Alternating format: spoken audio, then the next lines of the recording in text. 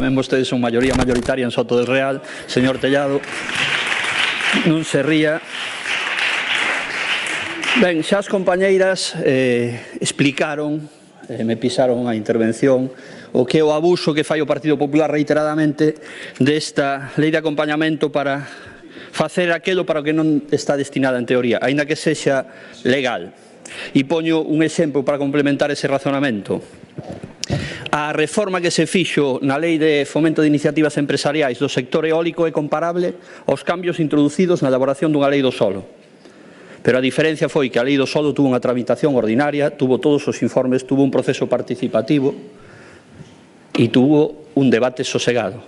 A transformación do sector eólico, que tan importante debería de ser para a dinamización do noso país e do noso medio rural, foi pola porta de atrás. E aínda por riba, hoxe, nesta lei de acompañamento, vólvese a modificar. Tamén, que outra das características é pouco democrático, pouco sano para este país, pero tamén é a mostra da continua improvisación e de falta de proxecto de país. Puxéronse varios exemplos desa improvisación e desa falta de proxecto de país e desa falta de rigor. Falaba vostede da modificación da Lei de Estradas de Galicia, aprobada en 2013. Todas as leis de acompañamento introduciron modificacións da Lei de Estrada de Galicia. E nesta última vostede di que se reducen as distancias nas vías locais, porque a realidade galega pois faino aconsellable. E logo a realidade galega mudou de 2013 a 2018, señor conselleiro. O evidente é que esa lei foi mal feita e foi feita con pouco rigor polo ex-conselleiro Agustín Hernández, que, por certo, aceptou poucas das enmendas que a oposición lle fixo naquel momento. Polo tanto, é un proxecto de lei que reitera neses vicios, que volve a introducir modificacións sustanciais en sectores estratégicos como a minería, como o sector enerxético, como o forestal ou como na lei de patrimonio. Unha vez máis. Tamén é a proposta dun goberno galego que é a mostra da política que desgraciadamente nos ven gobernando dende 2009, un proxecto neoliberal que non aporta solucións para os sectores estratégicos deste país e que busca facilitar só oportunidades de negocio para empresas en sectores que explotan os nosos recursos naturais, xeran pouca riqueza e emprego e escapan cos beneficios fora. Non é casualidade a perda de peso relativo de Galicia con respecto ao Estado, sexa en poboación ou emprego, non é casualidade que o rural siga camiño da desertización e envellecemento, non é casualidade a falla de políticas públicas para a dinamización dos montes veciñais ou dun monte que xere máis emprego, riqueza dun xeito máis sustentable. Non é casualidade, é resultado das súas políticas. A ausencia de proxecto faise patente na continua improvisación legislativa. Como xa teño dito, comecemos, pois, polas medidas que se nos propoñen nestes escasos 15 minutos que teño. Primeiro, a política fiscal do Partido Popular é sempre a de reducir o peso do público. Reducir o peso do público e en sintonía con eso están as súas políticas fiscais. Reivindica vostede, señor conselleiro, e o Partido Popular constantemente a baixada de impostos, pero esa política beneficia principalmente as rendas máis altas. Xa me explicará despois como é posible que vostede compare cobrar impostos con despotismo ilustrado. Si cobrar impostos é a base dunha democracia, señor conselleiro, e vostede dixo antes que iso era despotismo ilustrado. Ben, beneficia principalmente as rentas altas. Un exemplo é a rebaixa que fan vostedes do imposto de patrimonio. Xa se falou moito, só vou a poñer un exemplo. Unha base liquidable de 10 millóns de euros, nada máis e nada menos que de 10 millóns de euros, afórrase coa súa reforma 38.000 euros. E unha base liquidable de 167.000 euros, afórrase 67 euros. A quen favorece esta reforma, señor conselleiro? Eu creo que os números son bastante evidentes, non? Tamén nas medidas que vostede anunciou para o desastre de Tui, tamén creemos que ese é o sentido no que hai que traballar, pero nós introducimos enmendas para asegurar que, polos danos derivados da explosión pirotécnica, a exención do 100% sexa efectiva, tanto para axudas como para investimentos. Ben, en canto ás medidas administrativas, xa se falou aquí da enésima modificación da lei do solo. Criticábase moito a lei do 2002 porque se modificou unha vez por ano de media E a señora Mato falou unha lei que lle iba a dar estabilidade ao urbanismo neste país. Ben, pois en 2 anos e medio levamos 4 modificacións. E non ademais de pouco calado. E ademais moitas veces contraditorias ca aprobación da lei do solo. Por exemplo, desta vez introdúcese aquí unha figura que supón a privatización da xestión urbanística e do proceso expropiatorio. Acórdanse do axente urbanizador valenciano? Pois é isto que se quere aprobar.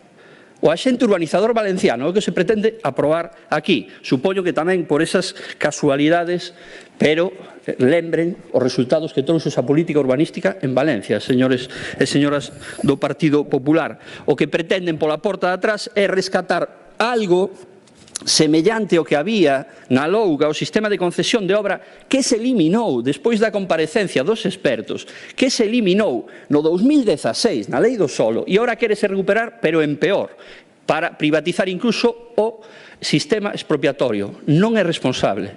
Non é responsable este tipo de actuación. Non sei que pretenden con esa medida. Gustaríame que alguén me explicase que pretenden con esa medida.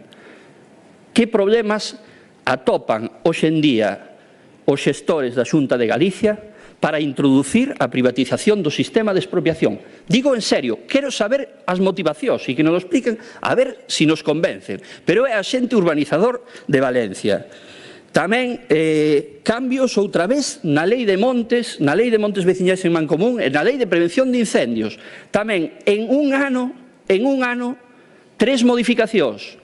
Na lei de fomento de iniciativas empresariais, na lei de acompañamento do ano pasado e nesta lei de acompañamento. En un ano, 3 modificacións. Evidentemente, non teñen moi pensadas as medidas que precisa o noso monte. De especial relevancia, esa que permite, por acordo do Consello da Xunta, a tramitación do cambio de uso de terreo forestal queimado, por razóns derivadas das necesidades de ordenación e xestión sostible do territorio.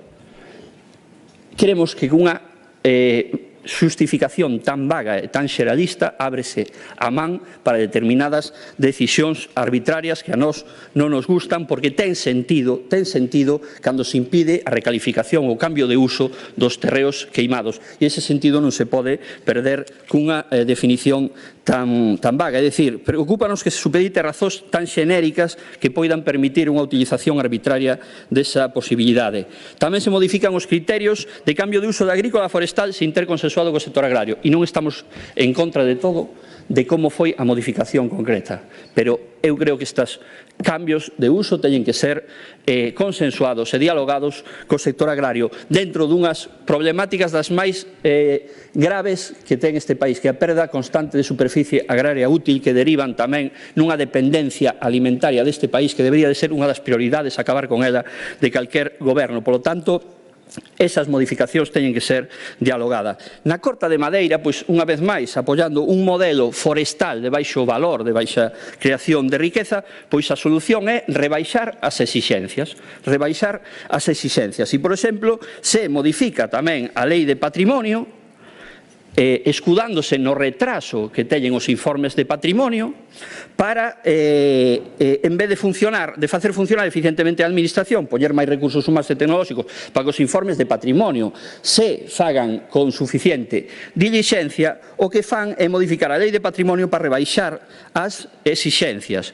Por exemplo, vostedes din as cortas forestais que realicen no contorno da protección dos bens declarados de interese cultural e catalogadas cando non leven aparellado un cambio de uso e que conforme a legislación forestal estean suxeitas a autorización para a tutela dos valores obxecto de protección por esta lei requiran unha emisión dun informe sectorial da Consellería competente en materia de cultura que se integrará no procedemento de outorgamento da autorización forestal, ou sexa, isto é o sometemento da tutela do patrimonio cultural, incluídos os BIC e na autorización forestal. Eso que significa esta modificación. E para nós non é o bon camiño. O bon camiño é facer unha administración eficiente que faga os informes de patrimonio no tempo que os ten que facer diligentemente e cos recursos que ten que facer.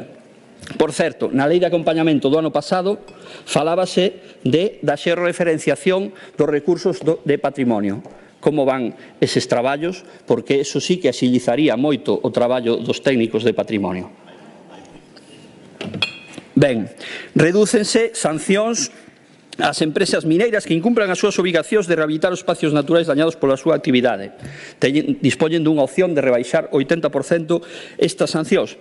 Diz que é para incentivar que cumplan. Debe ser como esa publicación de hoxe do DOGA, que a Xunta impón unha sanción á empresa Leitosa, propiedade de Cotino, pero irmán daquel do Partido Popular, que está implicado na operación Gürtel, que xa está disolta a empresa, xa nunca se vai a cobrar esa sanción, empresa que recibiu 626.000 euros de axudas desta Xunta de Galicia. Un favor máis ao lobby mineiro, dos que nos teñen moi acostumbrados. E digo eu, chegado este momento, no sector mineiro e no sector eólico, vostedes con estas medidas están recoñecendo que era necesaria unha reforma en profundidade dos dous sectores. E tiñan dúas opcións: facelo democráticamente, abrindo un debate en profundidade de dous sectores no que a realidade fixo a cambiar a necesidade legislativa de ter outro tipo de leis, ou podeno facer pola porta de atrás en varias veces, improvisadamente e con cambios constantes. Nós creemos que este, unha vez máis, non é o camiño. O camiño é cumplir a lei. Vostedes que falan tanto de cumplir a lei, tanto modificar a lei de minería, e vostedes siguen sin aprobar un plan sectorial de actividades extractivas de Galicia que ordene o sector mineiro. Mire, o plan sectorial de actividades extractivas de Galicia se configura como un plan sectorial de incidencia supramunicipal de los regulados na Lei de Ordenación do Territorio de Galicia como máximo instrumento da planificación da política mineira. E vostedes, despois de tantos anos no goberno, de casi 10 anos no goberno, siguen sin aprobar un plan sectorial de actividades extractivas. Ben, Sogama, señor conselleiro, Sogama, vostedes mentiron cando subiron o 33,5% do canon, xustificando o cambio, a subida, polo cambio retributivo da reforma enerxética do señor Soria. Era mentira, xa o dixemos nese momento. A razón era o fallo pendiente que ao final fallou en contra da Xunta de Galicia pola reclasificación da planta termoeléctrica, era a amortización dos préstamos subordinados, é dicir, préstamos cos propios socios da empresa, que tuvemos que pagar ca subida do canon todos os galegos e as galegas, e a amortización do préstamo de Project Finance. Ben, este decembro de 2018 vencen tanto Project Finance como os préstamos subordinados. Quedamos a pre. Sogama tuvo 16 millóns de euros de beneficio antes de impostos e vostedes propoñen unha baixada do 10%. Por que non propoñen unha baixada para deixalo ao nivel de antes da subida, que era por unha cuestión retributiva eléctrica que non foi tal? Por que? Que queren? Seguirlle dando beneficios a Gas Natural Fenosa, a Naturgy? Querenlle seguir dando beneficios? Sí, porque senón non se entende. Hai perfectamente marxe, como xa se dixo aquí, para facer unha baixada que deixe o canon á altura do que estaba anteriormente a subida. E, por certo, señor conselleiro, está ben que se traslade a rebaixa aos usuarios, pero hai que facelo dialogadamente, porque hai concellos cuyo servicio de recollida e tratamento do lixo é deficitario, verdad? E con eses concellos hai que falar para darlles unha solución. Ben, tamén modifican tamén a lei de depredación, a lei de fomento de iniciativas empresariais, e poñen a figura da empresa prioritaria que traballa nos sectores da innovación, etc., moita literatura, que invistan en activos polo menos 2 millóns de euros. E nós decimos, isto é discriminatorio, porque a estas empresas prioritarias a lei lles promete que os trámites se lle reducirán á mitade. E por que non ten dereito a ter unha tramitación áxil un gandeiro de Valdodubra que este pedindo un plan de mellora e que quere que lle aproben a declaración de incidencia ambiental en tempo, porque senón perde a subvención? Por que non ten o mismo dereito que unha iniciativa empresarial prioritaria que ten que investir polo menos 2 millóns de euros? Por que vostedes non traballan en ter unha administración áxil, eficiente para todo o mundo e non danlle trato de favor a determinadas iniciativas? Nós queremos un sistema que funcione para todos iguais,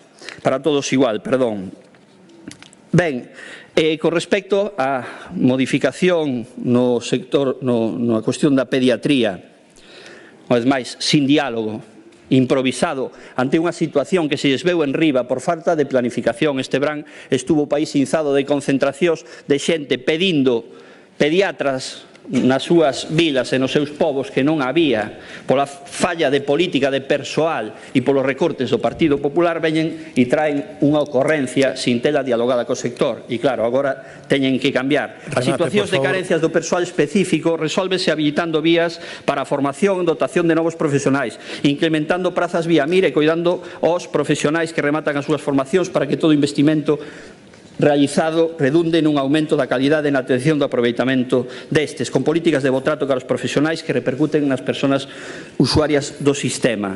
Non teño máis tempo para seguir desgranando as súas medidas desta lei de acompañamento, pero en resumen é mostra de un goberno con pouco rigor, con ausencia de proxecto de país para sectores importantísimos para Galiza, e, ademais, un goberno que goberna tamén para determinados intereses e se reflexan, evidentemente, na legislación que promoven. Moitas gracias. Moitas gracias, señor Sánchez.